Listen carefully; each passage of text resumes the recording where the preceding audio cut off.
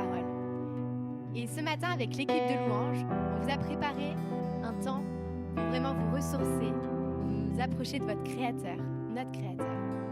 Et je vous invite dans votre salon à vous joindre à nous dans la louange et à célébrer Dieu avec ce premier chant qu'on va prendre.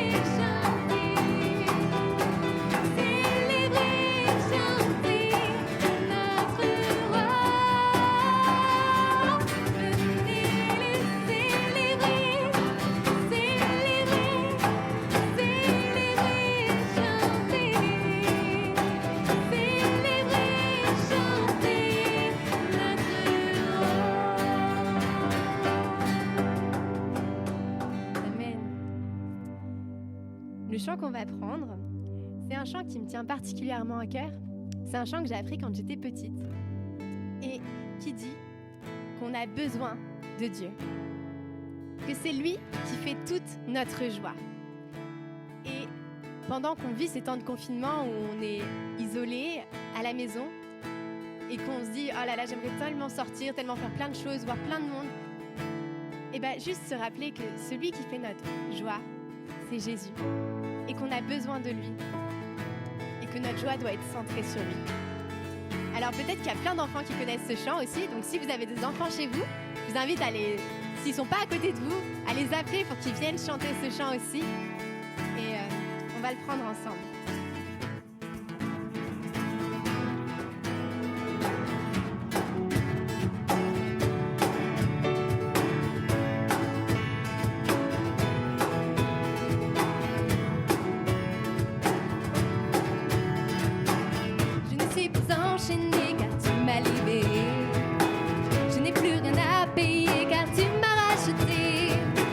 Mes péchés sont oubliés car tu m'as pardonné. Tu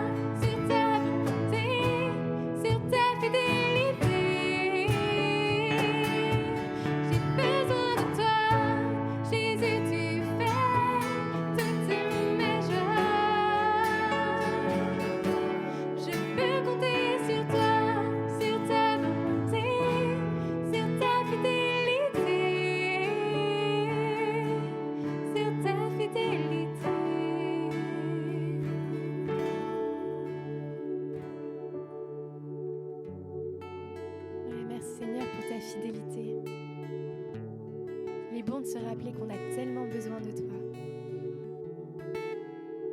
Seigneur, on veut crier à toi. On veut se rapprocher encore plus de toi. Prendre ce temps pour être près de ton cœur, Seigneur. Merci pour ta présence.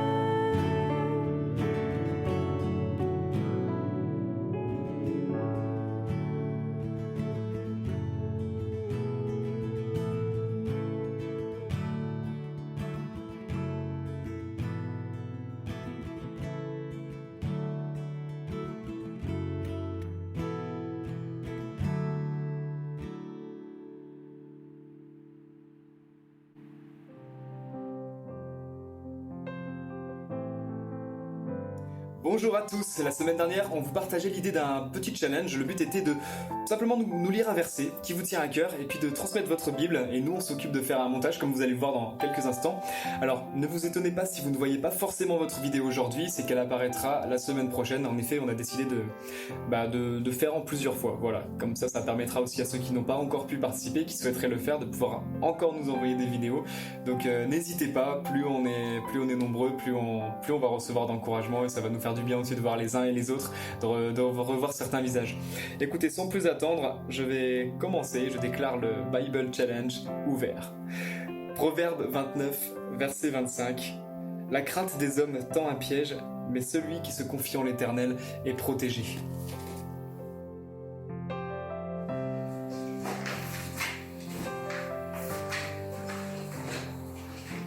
Psaume 94, verset 17. Si l'Éternel n'était pas mon secours, mon âme serait bien vite dans la demeure du silence. Ah, merci. Jean 15, versets 12 à 13. Voici mon commandement. Aimez-vous les uns les autres comme je vous ai aimés. Si quelqu'un donne sa vie pour ses amis, c'est la plus grande preuve d'amour.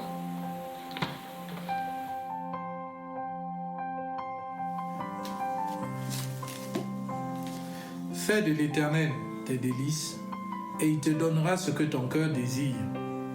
Recommande ton sort à l'Éternel, mets en lui ta confiance, et il agira. Psaume 37, 4 à 5.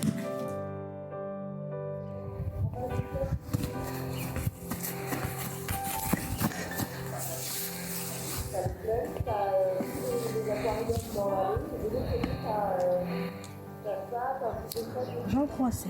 Car Dieu a tant aimé le monde qu'il a donné son Fils unique, afin que quiconque croit en lui ne périsse point, mais qu'il ait la vie éternelle.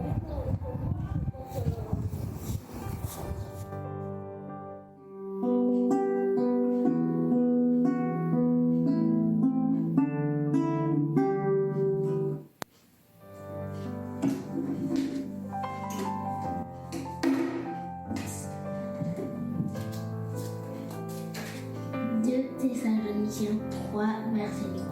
Le Seigneur est fidèle, il vous affirmera et vous préservera du mal.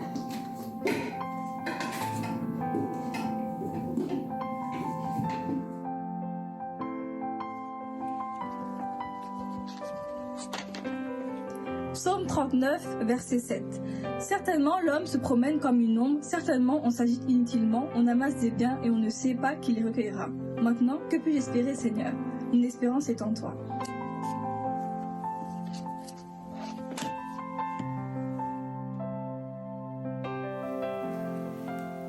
Ésaïe 55, verset 6.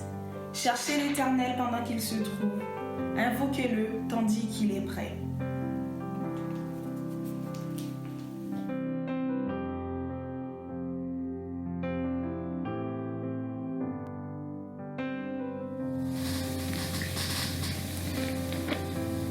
Je vais partager avec vous le livre d'Hébreux chapitre 13, verset 8. Il dit ceci. Jésus-Christ est le même hier, aujourd'hui et éternellement. Entre autres, ce verset me touche beaucoup. On parle de Jésus-Christ. Ce Jésus qui a multiplié 5 pains et 2 poissons pour nourrir environ 5000 hommes et femmes en Galilée. Jésus, par amour, n'a pas laissé mourir de faim cette foule, a réalisé l'impossible pour les nourrir. Ce Jésus qui a défié les lois de la physique, qui a marché sur l'eau en commandant à la mer et au vent agité de se calmer. Ce même Jésus qui pardonnait les péchés, qui guérissait les malades et ressuscitait les morts. Il a même ressuscité Lazare après 4 jours dans le tombeau. Dans les familles complètement abattues, désespérées, sur le point même de perdre leur enfant, Jésus leur apportait l'espoir, la vie, la joie et le pardon des péchés. Ce Jésus donnait la paix de Dieu à tous ceux qui le recevaient dans leur vie.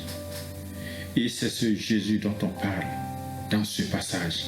Ce Jésus est le même encore aujourd'hui. Dans nos différentes vies, il y a des hauts et des bas. Et d'ailleurs, actuellement, notre monde connaît une très grande difficulté. Le coronavirus qui fait régner la peur et la méfiance. Lorsque je suis au plus bas de ma vie, face à des situations qui me dépassent, je me souviens de ce passage de la Bible. Jésus-Christ est le même, hier, aujourd'hui et éternellement. Cela me donne beaucoup de courage et d'espoir. Je peux invoquer le nom de Jésus, qui est ce Dieu de l'impossible.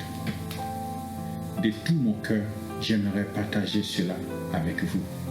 Jésus-Christ est le même encore aujourd'hui. Que le Seigneur vous bénisse et vous garde. Bonjour à tous. Frères, sœurs, durant ces temps de confinement, j'ai pu redécouvrir la parole de Dieu et j'ai pu la méditer. Tout au long de mes lectures, je me suis retrouvé devant une question qui revenait sans cesse dans mon esprit. Falière, penses-tu vivre une vie abondante, une vie de victoire, une vie pleine de joie, ou plutôt une vie de qualité moyenne avec le Seigneur? Et là, au travers du psaume 119 qui a attiré particulièrement mon attention, j'ai trouvé ma réponse. On va le lire ensemble. Psaume 119 nous dit entre le verset 1 et 8, « Heureux ceux qui sont intègres dans leur voie, qui marchent selon la loi de l'Éternel. Heureux ceux qui gardent ses préceptes, qui le cherchent de tout leur cœur, qui ne commettent point d'iniquité et qui marchent dans ses voies. Tu as prescrit tes ordonnances pour qu'on les observe avec soin. Puissent mes actions être bien réglées, afin que je garde tes statuts. Alors, je ne rougirai point. À la vue de tous tes commandements, je te louais dans la droiture de mon cœur. En apprenant les lois de ta justice, je veux garder tes statuts.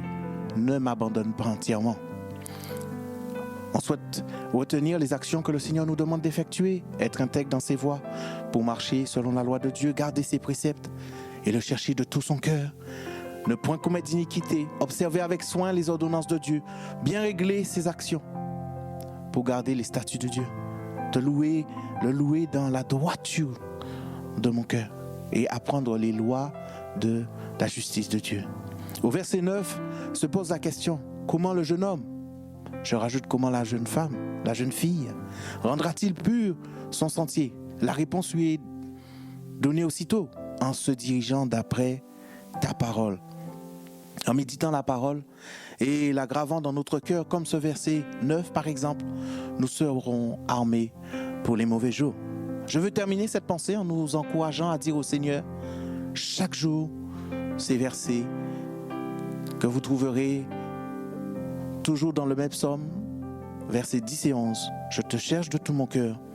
Ne me laisse pas égarer loin de tes commandements. Je serre ta parole dans mon cœur afin de ne pas pécher contre toi. Amen.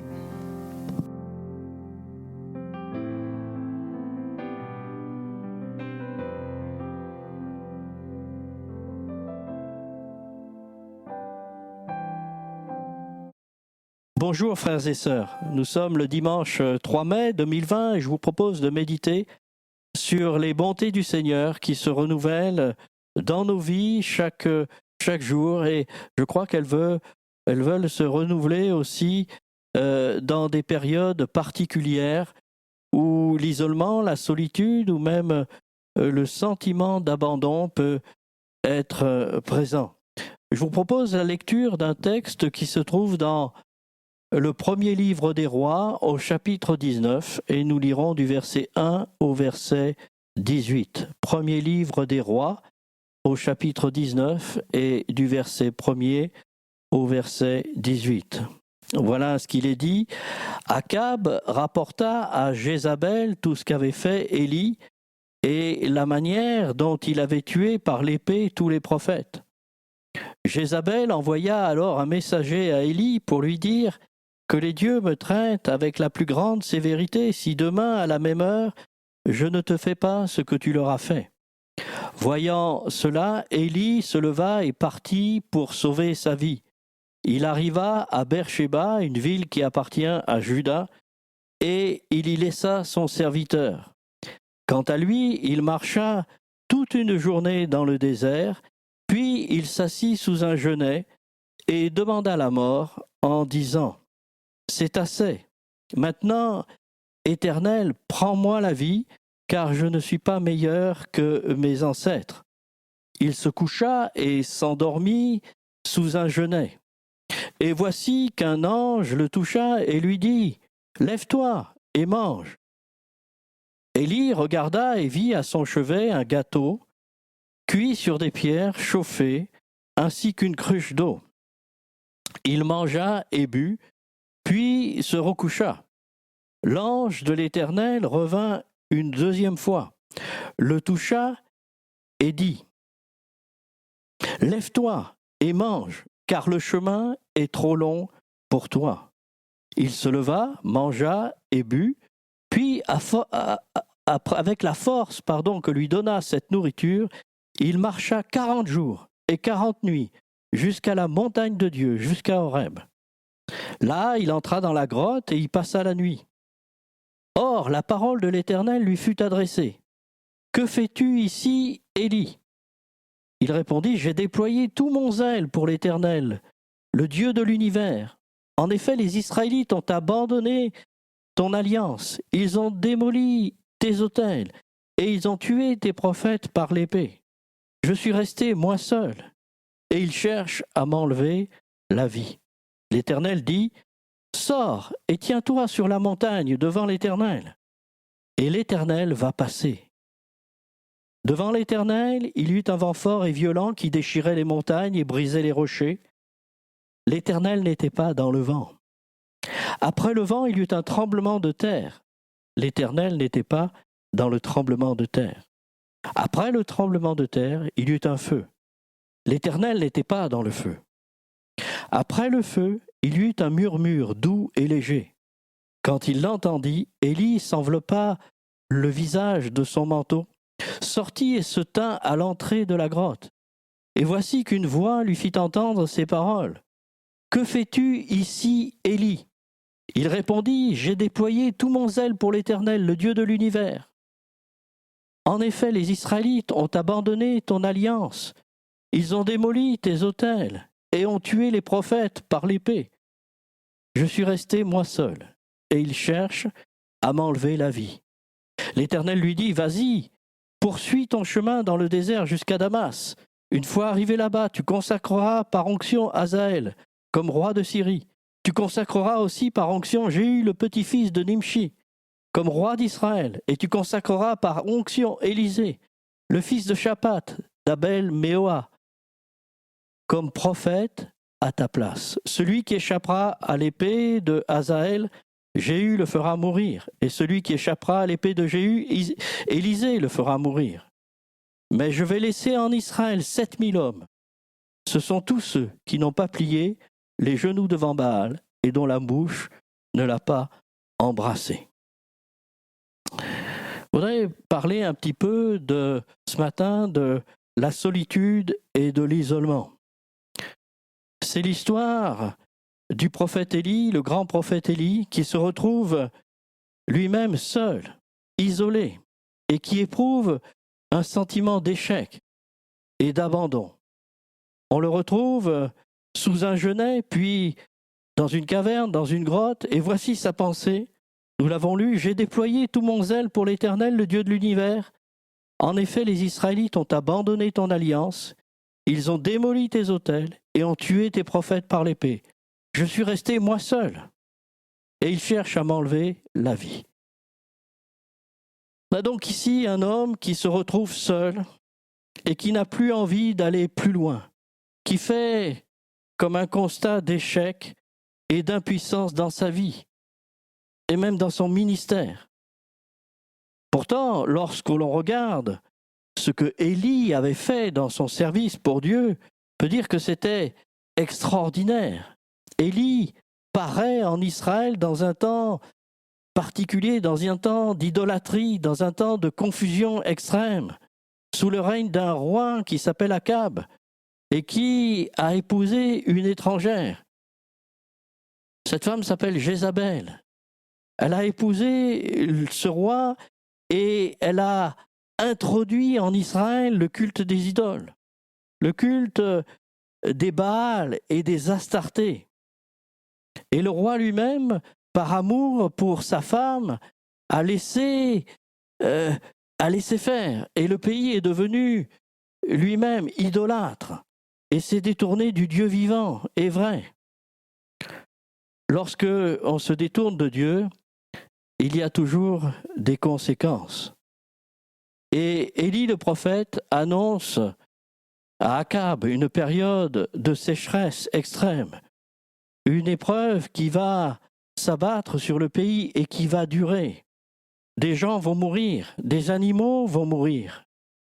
Et à cause de la famine, et Jézabel, la reine, va de surcroît faire périr un certain nombre de prophètes de Dieu. Et puis on voit que Élie va lancer un défi aux prophètes de Baal, un défi aux 450 prophètes de Baal. Et là, sur le mont Carmel, il va dresser un autel pour un holocauste.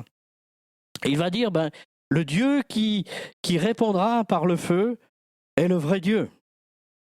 Alors on sait que les prophètes de Baal vont invoquer leur Dieu, il va y avoir beaucoup de manifestations de toutes sortes, et rien va se passer. Et puis, le texte nous dit que Élie va prier. Élie ne va pas faire une longue prière, mais Élie va invoquer le Dieu vivant et vrai. Et le feu du ciel va tomber sur l'Holocauste. Il nous est dit, le feu de l'Éternel tomba alors, il brûla l'Holocauste, le bois, les pierres et la terre, et il avala l'eau qui était dans le fossé. Quand ils virent cela, tous les membres du peuple tombèrent le visage contre terre et dirent, c'est l'Éternel qui est Dieu, c'est l'Éternel qui est Dieu. Et la Bible nous dit qu'Élie va faire périr ce jour-là les 450 prophètes de Baal. La Bible nous dit aussi que Élie va prier et que la pluie va revenir. La pluie va revenir sur Israël. La bénédiction, en quelque sorte, va revenir sur Israël. Pourtant, quelque temps après, le prophète Élie va faire ce constat, c'est que le peuple ne s'est pas vraiment tourné vers Dieu. Et de plus, Jézabel a encore en réserve, si je peux dire, 400 prophètes d'Astarté avec elle. Et elle a décidé de faire mourir le prophète, c'est ce que nous avons lu.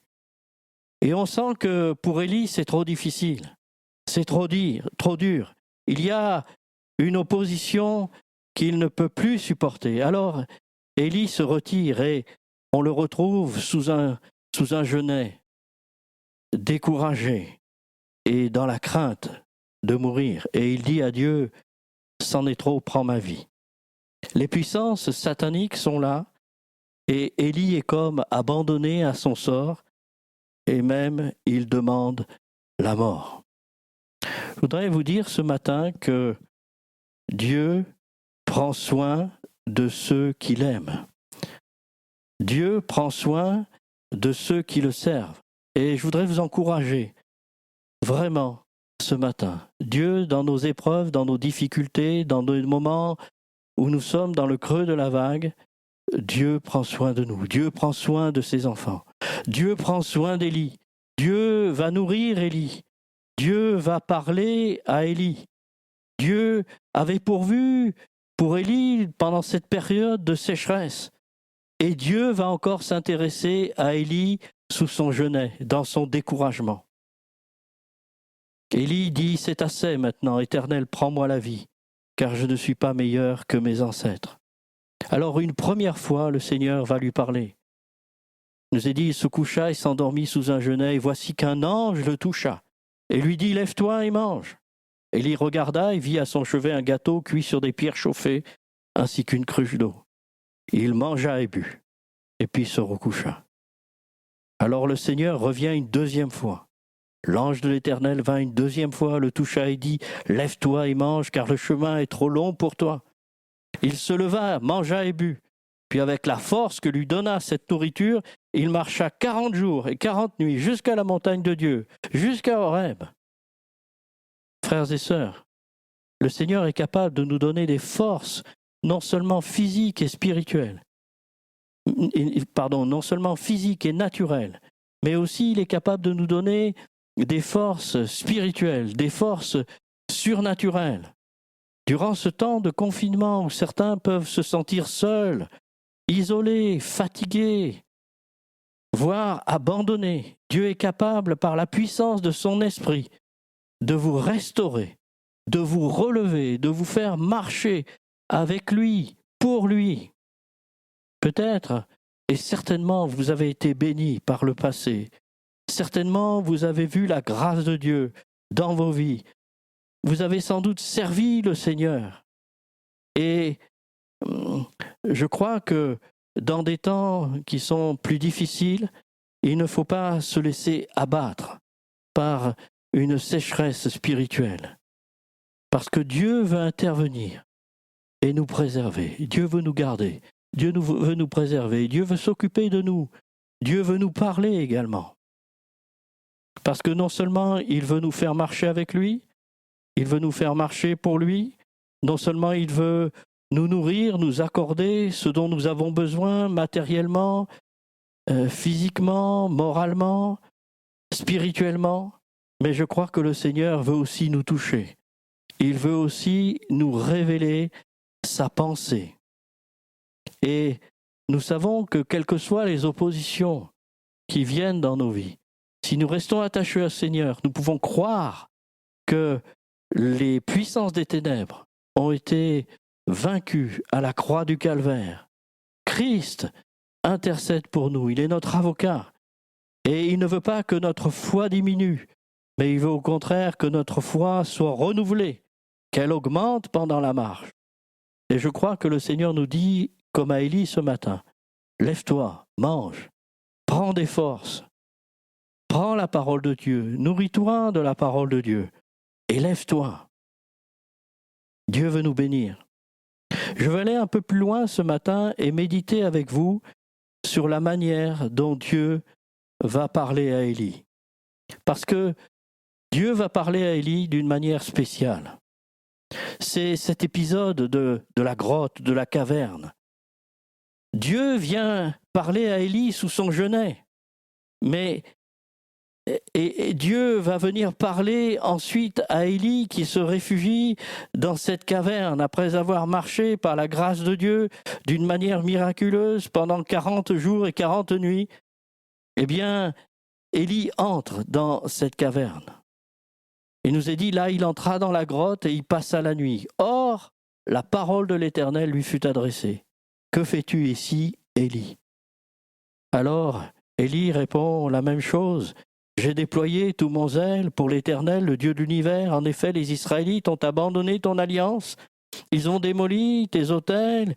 Ils ont tué les prophètes par l'épée. Je suis resté, moi seul, et ils cherchent à m'enlever la vie. Dieu a permis à Élie de marcher. Et Dieu a permis à Élie d'entrer dans cette caverne, dans cette grotte. Il a marché avec Dieu, il a marché avec la force que Dieu lui donnait. Mais son problème n'est pas résolu. Il est dans un esprit de défaite et il dit, voilà, le peuple t'a abandonné, le peuple a renversé tes autels et je suis le seul qui te soit resté fidèle. Et on veut toucher à ma vie et moi je veux mourir aussi. Parfois, je crois que nous pouvons être au plus bas dans nos raisonnements, dans nos pensées, dans notre attitude de cœur, et nous sommes comme prisonniers dans une caverne, prisonniers dans nos cœurs, en constatant que la victoire que nous attendions n'est pas au rendez-vous. Élie fait un constat, il regarde le peuple et il dit mais ça va pas, ils n'ont rien compris. Et ce qui est arrivé n'a servi à rien. Et je suis resté seul. Et nos raisonnements, parfois, notre isolement, les périodes que nous traversons peuvent être pour nous des choses qui nous rendent insensibles, aveugles même à ce que Dieu a fait réellement. Et nous perdons de vue la grâce de Dieu, nous perdons de vue que le Seigneur est toujours vivant, qu'il peut faire des miracles. Mais je veux louer le Seigneur pour sa patience, pour sa bonté, car le Seigneur nous réserve des bénédictions et il insiste pour nous les donner. Et nous voyons Dieu qui insiste auprès d'Élie. Et le Seigneur dit à Élie, qui est au fond de sa grotte, « Sors et tiens-toi sur la montagne devant l'Éternel, et l'Éternel va passer. » C'est la parole du Seigneur ce matin pour nous aussi. « Sors et tiens-toi sur la montagne. » C'est un message qui doit venir dans nos cœurs. Le Seigneur ne veut pas que nous restions dans cet état de tristesse, d'abattement, d'échec. Dieu ne veut pas simplement nous donner de la force comme il a donné à Élie. Dieu ne veut pas simplement nous donner de marcher, mais Dieu veut nous parler et Dieu veut passer dans nos vies. Je crois que dans les temps que nous vivons, le Seigneur veut en effet nous donner plus que simplement que que de la nourriture, nous donner de quoi subsister, mais le Seigneur veut que nous nous levions et que nous puissions continuer à faire ce que le Seigneur nous a demandé. Et l'Éternel va se révéler. Il va se révéler à Élie. Il va dévoiler dans sa bonté, dans sa puissance, ce qu'il est vraiment pour Élie. Et il va lui parler. Élie est un prophète et il entend Dieu qui lui dit de sortir, mais il ne sort pas. Alors, la Bible nous dit qu'il y a du vent, il y a un tremblement de terre, mais Dieu n'est pas dans ces choses. Ensuite, il y a un feu, mais Dieu n'est pas présent dans ces choses. Et puis ensuite, il y a un murmure doux et léger. Et là, le prophète comprend. Là, le prophète entend. C'est l'Éternel. Et là, le prophète sort. Ça me fait penser à Jésus lorsqu'il était devant le tombeau de Lazare. Jésus a dit, Lazare sort. Et il nous a dit, le mort sortit. Parce que le Seigneur veut nous faire sortir de notre isolement, de notre tristesse, de notre accablement, de nos difficultés. Et la parole de Dieu est agissante. Et lorsque nous connaissons cette parole, lorsque nous entendons la voix de Dieu, alors il y a quelque chose qui se passe dans nos cœurs. Le murmure doux et léger a frappé l'oreille d'Élie. Et Élie, le prophète, connaissait la voix de Dieu. Et il a su reconnaître le moment où Dieu lui parlait. Il a su reconnaître le moment où il fallait sortir pour aller avec Dieu. Quand il l'entendit, Élie s'enveloppa le visage de son manteau, sortit et se tint à l'entrée de la grotte. Et voici qu'une voix lui fit entendre ces paroles. « Que fais-tu ici, Élie ?» Et Élie répond, comme à l'habitude, « J'ai déployé mon zèle pour l'Éternel, le Dieu de l'univers. En effet, les Israélites ont abandonné ton alliance. Ils ont démoli tes autels et ont tué tes prophètes par l'épée. Et je suis resté moi seul. Ils cherchent à m'enlever la vie. » Élie est honnête devant Dieu. Il répand son cœur devant Dieu. Mais la Bible nous dit ceci, l'Éternel lui dit, « Vas-y, poursuis ton chemin dans le désert jusqu'à Damas. » Et Dieu va lui dire ce qu'il doit faire. Dieu va lui dire ce qu'il va faire. Et Élie va continuer sa route.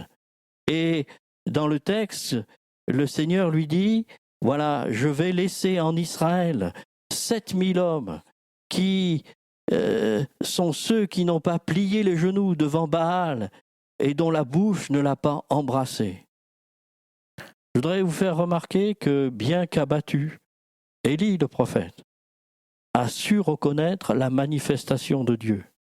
Il a su faire la distinction entre ces manifestations bruyantes, ces manifestations spectaculaires, le vent, le tremblement de terre, le feu, et le murmure de Dieu. La manière de Dieu. La présence de Dieu. Je crois, frères et sœurs, et c'est vraiment quelque chose que j'avais sur le cœur de partager avec vous, c'est que lorsque nous marchons avec Dieu, lorsque nous persévérons avec Dieu, et lorsqu'il nous arrive d'être dans des difficultés, de ressentir l'isolement, de ressentir la solitude, de ressentir que le combat est trop fort pour nous, de ressentir peut-être les puissances de l'adversaire, eh bien, si nous continuons à marcher avec Dieu, à être fidèles à Dieu, Dieu nous rend capables d'écouter sa voix, de reconnaître sa voix, d'être sensible à l'esprit. Et lorsqu'Élie a entendu ce murmure doux et léger, il a dit « ça c'est Dieu, ça c'est l'Éternel, ça c'est l'Éternel qui me parle, là je sors ». Et Élie s'est enveloppé de son manteau par crainte d'être au contact de l'Éternel Dieu, le Tout-Puissant. Mais il est sorti. Et l'Éternel est passé. Et l'Éternel va se révéler à lui. L'Éternel va lui donner ce dont il a besoin pour aller plus loin. Remarquez que Dieu parle par un murmure à Élie, mais il ne lui parle pas comme à un enfant. Il lui parle avec autorité, directement, comme à un homme fort. Voilà ce que tu as à faire.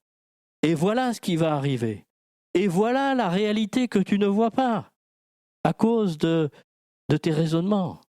Il y a en Israël 7000 hommes qui n'ont pas plié le genou devant Baal. Tu n'es pas seul. Il y a d'autres frères et sœurs dans le monde qui prient. Il y a d'autres frères et sœurs dans l'Église qui prient. Tu n'es pas seul. Parce que Dieu a son armée. Dieu a ceux qui le craignent. Et devant cette révélation, eh bien, Élie va repartir. Élie va croire à nouveau. Élie va repartir dans la carrière que Dieu lui avait ouverte. Et nous savons que Élie ensuite va faire encore de grandes choses pour Dieu. Dieu est capable de se révéler dans notre solitude et dans notre isolement qui a peut-être triomphé de nous. Alors, soyons de ceux qui ne se découragent pas, malgré les difficultés, malgré ce qui nous arrive, malgré le fait que peut-être nous nous sentons seuls. Restons à l'écoute de Dieu. Restons sensibles à ce que Dieu veut nous dire. Parce que c'est dans les moments difficiles que Dieu parle. C'est dans les moments difficiles que Dieu peut se révéler à nos cœurs. C'est dans les moments où il y a du silence que Dieu se révèle. Et la voix de Dieu rassure. La parole de Dieu est essentielle dans nos vies. Nous avons besoin de la révélation de Dieu. Et Dieu veut passer dans nos vies. Dieu est déjà passé une fois dans nos vies parce qu'il nous a sauvés. Il nous a bénis maintes fois. Dieu est passé peut-être nombre de fois dans nos vies pour nous restaurer, pour nous guérir, pour nous relever. Et je crois qu'encore ce matin, Dieu peut être à nos côtés et parler à nos cœurs. La parole de Dieu, c'est la vie. La parole de Dieu, c'est notre nouvelle vie. La parole de Dieu, c'est ce qui nous donne, c'est ce qui nous régénère, c'est ce qui nous fait sortir de nos ténèbres. Et je crois que le Seigneur parle encore ce matin à nos cœurs et nous dit, sors et tiens-toi sur la montagne devant l'Éternel, et l'Éternel va passer. Est-ce que nous croyons que l'Esprit du Seigneur, qui est aussi appelé l'Esprit de Christ, peut changer nos cœurs, peut passer en nous, peut ranimer nos vies et nous révéler sa pensée, son plan?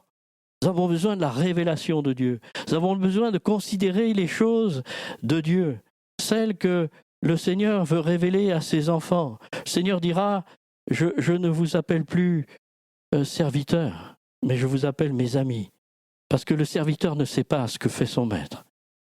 Mais vous savez ce que je vais faire. Et je crois que le Seigneur nous fait grâce encore ce matin. Prenons courage et persévérons dans le chemin que le Seigneur nous a lui-même ouvert. Seigneur Jésus a vécu des choses difficiles sur la terre, mais il a triomphé. Et comme il a triomphé, il nous donne aussi la puissance de triompher à notre tour. Que le Seigneur vous bénisse, que le Seigneur soit votre aide et qu'il vous fasse grâce encore ce matin, qu'il nous fasse grâce. Nous allons prier le Seigneur et lui rendre grâce. Seigneur, merci, parce que nous croyons que ce matin encore, Seigneur, aujourd'hui, tu peux passer dans nos vies. Seigneur, je te prie de passer dans nos vies. Seigneur, je te prie de nous parler, Seigneur. Seigneur, je te prie de nous faire du bien, de nous restaurer, de nous relever, de nous révéler ta pensée. Seigneur, merci parce que tu le fais. Et je te prie pour ceux qui sont fatigués, qui sont chargés, qui ont des difficultés en ce moment. Seigneur, passe dans leur vie, passe dans leur cœur. Seigneur, remplis-les de ton esprit. Seigneur, montre-leur toute ta bonté, Seigneur. Et Seigneur, qu'ils puissent marcher, qu'ils puissent se lever et se tenir sur ta montagne. Merci, Père Céleste. Amen.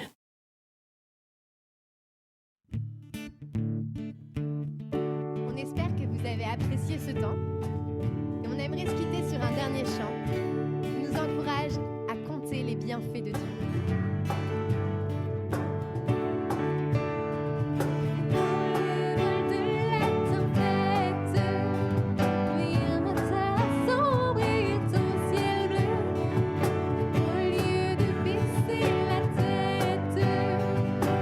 Compter les bienfaits de Dieu.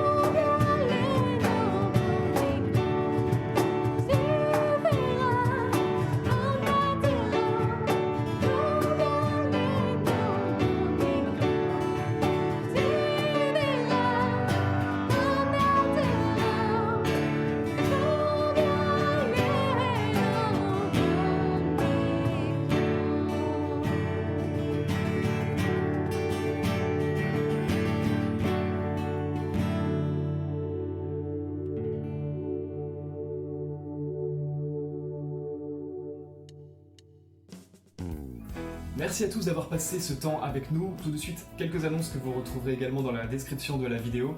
Donc je commence avec le Bible Challenge, dont vous avez eu un premier extrait aujourd'hui. Continuez de nous envoyer vos vidéos parce qu'on va essayer de continuer la semaine prochaine et ainsi de suite afin d'encourager le plus grand nombre.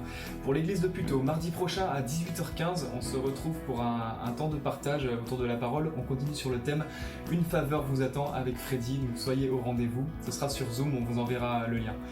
Également le plan de lecture du mois de mai est arrivé, donc il s'affiche ici mais vous le retrouverez également sur le site web. En parlant de site web, eh bien, vous retrouvez juste en dessous ici pour l'église des Clés et l'église de Puteaux les sites web ainsi que les pages Facebook pour retrouver le programme hebdomadaire ainsi que toutes les informations concernant les réunions de prière, différentes réunions. Voilà, écoutez, n'hésitez pas à partager, on espère que vous allez passer un très bon après-midi, une très bonne journée, une très bonne semaine et en tout cas on se dit à la semaine prochaine, que Dieu vous garde et vous bénisse.